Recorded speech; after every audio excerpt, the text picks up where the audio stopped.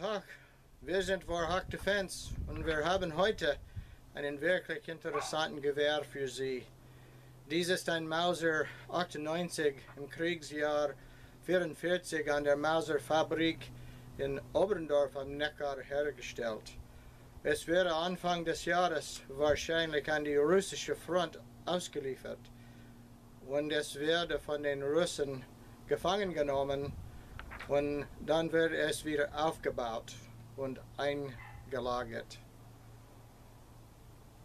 So, we started out in German. We'll transfer now to English. We thought it'd be appropriate to start this review in German, at least what little German I can remember from my youth anyway. We got a dang dog barking next door, but we'll have to persevere through that, I guess.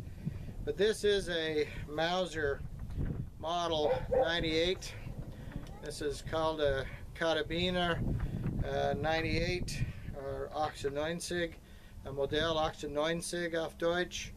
This was developed for the German Army in the mid-1930s, and the shorter version is called the Karabiner. It's a carbine, basically. The original German Mausers were longer barreled. This is a shorter version, bolt operated, as you can see. Now I've got a dummy round in there so that you can see where that round goes, but that dummy round doesn't like to load very well once it gets too far out, but just eject it. But as you can see, this one, and we'll get closer, hopefully the camera will focus on it, but if you can see, it says BYF right here, BYF 44. That means it was made in the Mauser factory in Oberndorf, and which was the main Mauser factory on the Neckar River, which is just south of Stuttgart. Now, the thing that makes this one unique is that this was made in Oberndorf. Of course, there were millions of them made there, but the Oberndorf factory was the only factory in continuous operation from the very beginning of production of the Mausers right up until the end of 1945, when it was captured, bombed out and captured. This one is what's called a Russian capture. You can see there's got a little X right there stamped in it. Also on the side right here there's an X, and if you look, I don't know if you can see that carefully, but you can see where the Nazi swastikas were hammered out. That's what the Russians did. This was called a Russian capture gun, and what happened was it was made in 1944 in Oberndorf, and then it was shipped to the Russian front.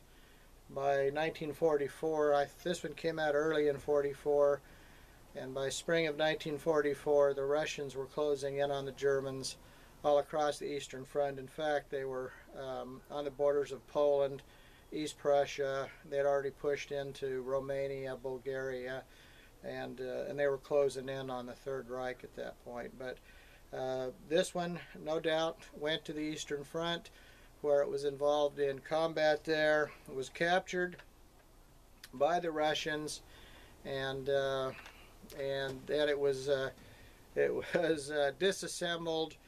And then what the Russians did was they took all the parts. Of course, the Americans did the same thing after the war with the M1 Garands. They just disassembled it, and then they rebuilt them, armory, refinished them out of parts. The original here receiver is the Oberndorf receiver. Of course, the bolt and a lot of the other parts don't match. The Russian serial number, put a serial number on the stock right here to match the original bolt, and then they tried to use what they called an electro pencil, but it was basically just an engraver. They tried to re-engrave numbers on, but basically it's a rebuilt gun. So if you look at the rifling in this gun, the bore's in great condition, the rifling's in great condition. You can see some dents and dings in the stock.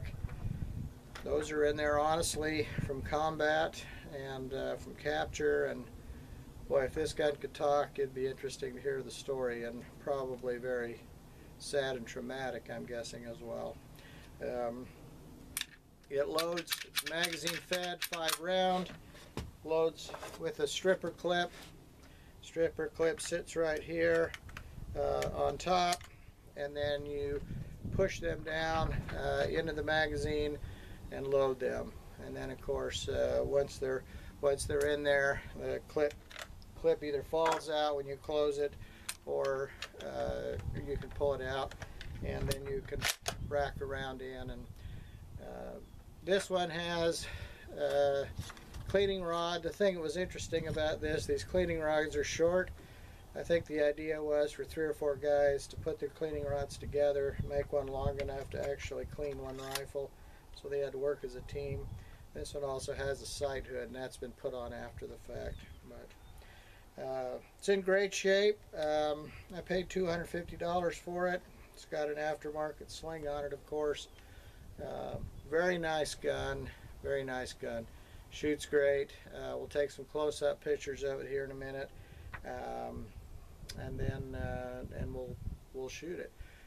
Ammo's kind of scarce right now, as most of you know, but we got 5 rounds or so that we'll run through it and show you how it sounds. And but nice gun, very nice. We like it. Glad we got it. We'll do some close-ups now.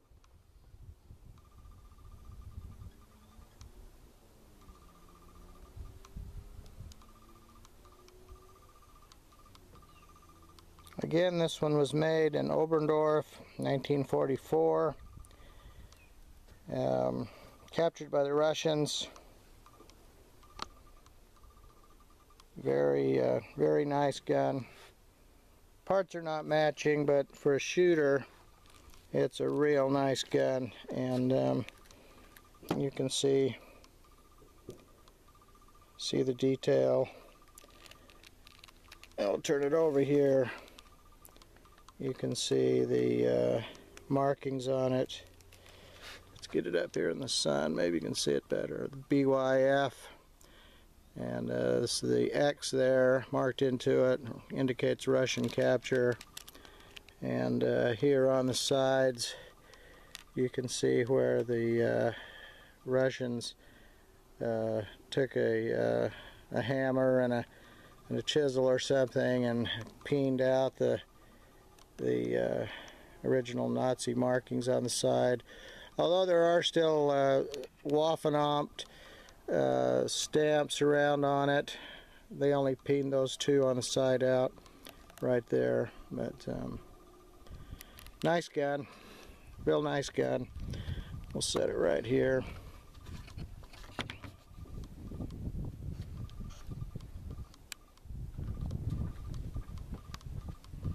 Kind of interesting piece of history. That's what we like. We like interesting firearms that are a piece of history.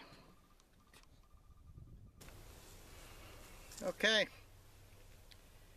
here we are on the range, and we're going to shoot the Gewehr 98, and I got 5 rounds I'm going to put through it in a stripper clip.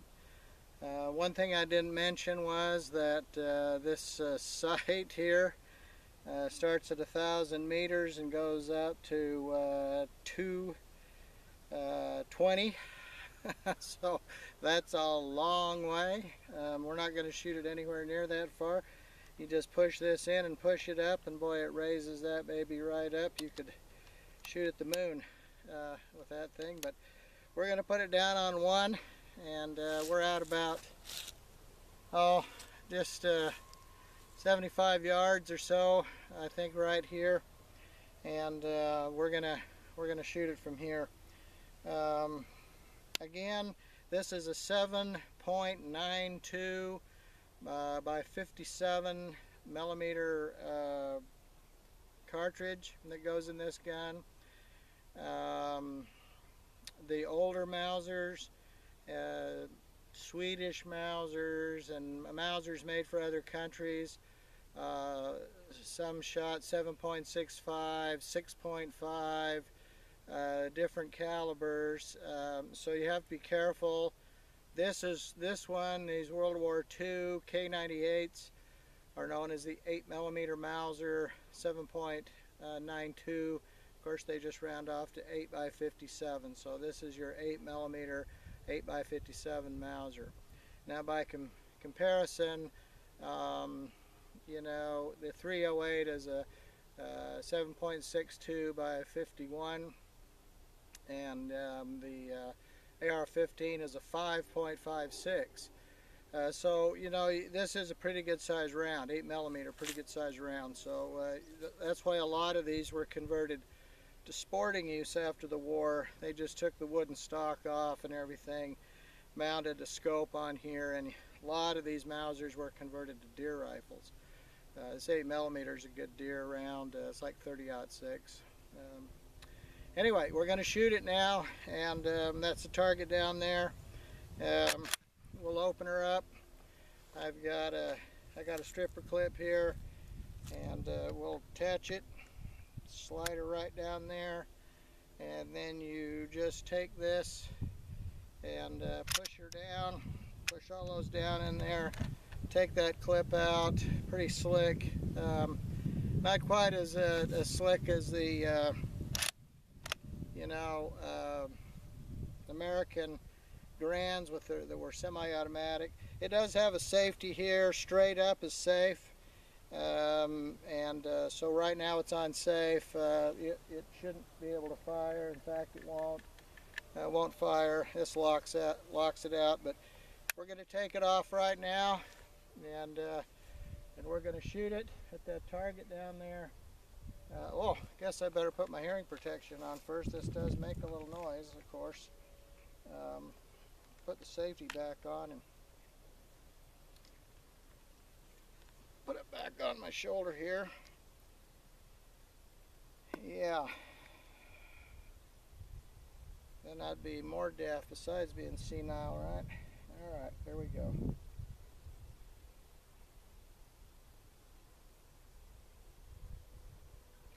I guess the first shot would have made me aware I didn't have my hearing protection on, but okay, so here we go. Safety off.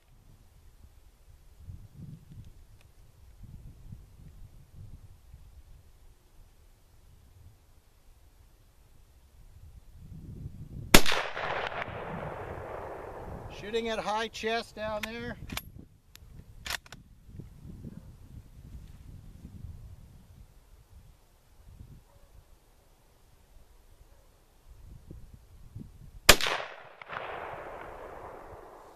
Kicks a little, not too bad. You know, I felt a lot worse, but she does kick. Let's move this.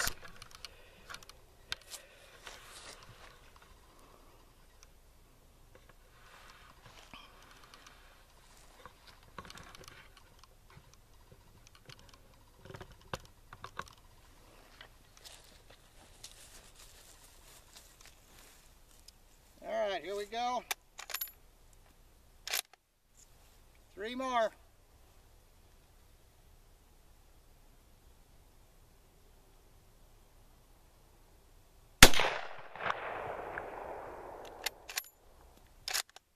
going to try a headshot, see how good the sights are.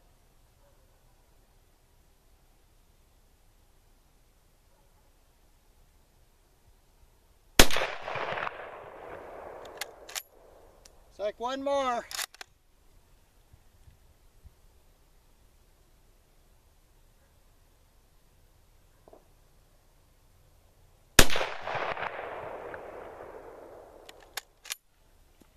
There she is.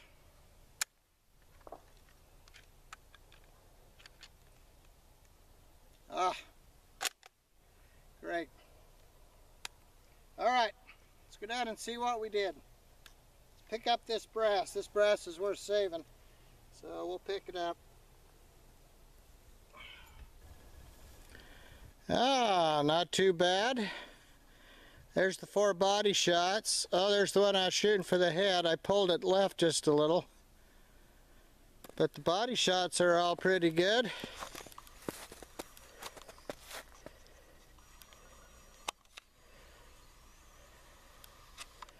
Yeah, look at that. They're all right there together.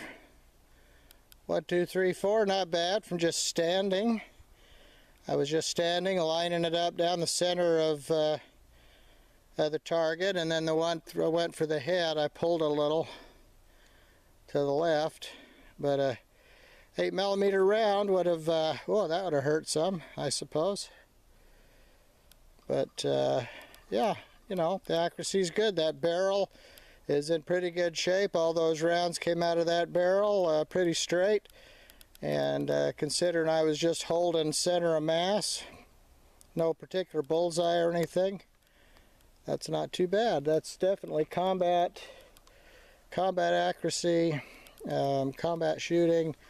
If you were in combat, open sight, taking a quick aim shot, that's not bad. Those are all dead center, center of mass, and they group pretty well, so they're not spread all over the place. So barrel's in good shape, and this thing's a lot of fun to shoot. Heck of a lot of fun to shoot. Anyway, I hope this was interesting for you. I really like this old Mauser. We'll set it up here and give you one more parting shot of it. I just can't help but show it off, I guess. Alright, parting shot. There's the Mauser. K98. What a story this baby could tell, I'm sure. Shoots good. Nice gun. It's a lot of fun. Actually, it didn't hurt my shoulder much at all. Maybe the loads that I'm shooting. I'm kind of shooting some hunting loads in it. I'm not really shooting military loads. But, so I'm sure they're a little softer. Lifter's a little softer shooting. If I was shooting a military load, I'm sure it would have jogged me a little more. But there again, you can see some of the markings on it, and there's those markings on the side. You can see them a little better there, the ones that were punched out by the Russians. I guess they didn't like those swastikas and things on there, but anyway, nice gun. See you later.